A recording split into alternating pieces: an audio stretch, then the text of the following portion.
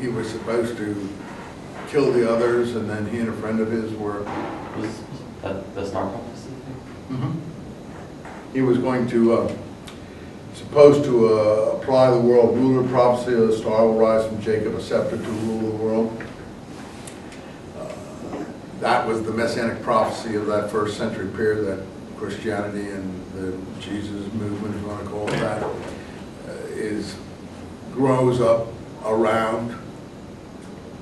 It was very much in the air in the scrolls. It was being repeated over and over again. Well, Josephus, and he says that the war against Rome was a messianic war. He says at the end of the Jewish war that the thing that most moved our young men to revolt against Rome was the prophecy that the world ruler would come out of Palestine. So the idea that a messianic leader was going to come, and I'm talking about 500 years later, not here, was in the air. In any case, he, instead of committing suicide with his friends, went out, killed the others with a friend of his, and surrendered to Vespasian, the Roman general, and applied the messianic prophecy to him. He said, you are the one who is going to come out of Palestine to rule the world. Because Vespasian soon became the emperor of Rome, the starter of a new line called the Flavians. And that's why Josephus is known in all his works as Flavius Josephus, because in return for this little boon that he bestowed upon the Roman generals who were destroying Palestine, a total turncoat and one of the worst sort of people you can imagine, that is Josephus. But on the other hand, we have to be grateful that he survived to tell us all these things. It would be like, you know, a Russian going up to Hitler and saying, oh, you are the Tsar we've been expecting. And I'm sure a lot did that in the Ukraine and places like that. That's what Josephus did. But he takes his cue from here to some extent. He knows how effective it is to say, you know, we predicted your coming. We know that, and of course, any new world ruler is going to be very happy about that. So Vespasian was. He not only was happy, he went and did go to Rome, defeated 3 other generals, took the Roman Empire ship and started a new line called the Flavians. And the whole commemoration of that is in Rome to this day. It sits in the Forum. It's the Ark of Titus, which was his son, commemorating the destruction of Jerusalem and taking of it as a captive. And the Colosseum also was built with the money that was sacked out of the temple and other places there for fun and games in Rome for the next 2 or 3 centuries. Fun and games of a Roman kind, that is. Blood games. But anyway, all those artifacts are still there. So what I'm saying is that it's very helpful to predict great leaders or important leaders coming in a mystical sort of way. And that's what is happening here, I think, to some extent. Now, whether this is authentic prophecy, doesn't matter. It's so beautiful that I really don't mind. But here's the first call about Cyrus. Who roused him from the east? Him that victory hails at every step. Who presents him nations, subdues kings, his sword makes dust of them.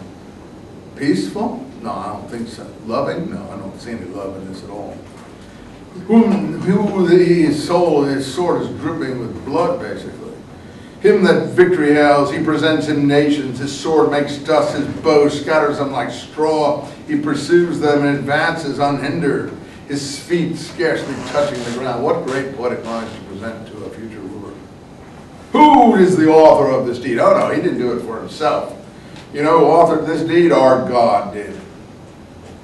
If not he, who called from generations from the beginning. Well, the Creator God, the Yahweh God, did it.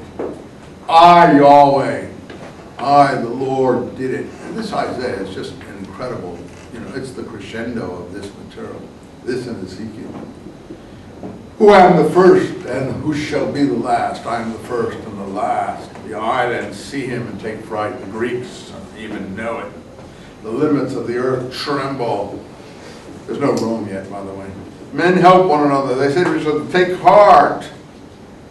The craftsman and so on, the idolater, change gears. You, Israel, my servant. See, Israel is not negative in the second Isaiah. Not like the earlier prophets where Israel was a negative thing, because Israel was the north and they were heaping dispraise on the north. No, Israel now is the whole country again. Because there is no north, there's only some refugees, and there, Jacob, Israel. So you see the historical background is different too, which shows that we're in a different period. We are 200 years later, most of us think. You can decide for yourself. See, Jacob is not bad. Jacob, whom I have chosen.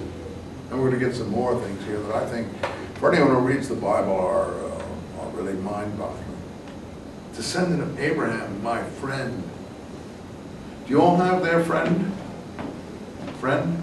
Okay.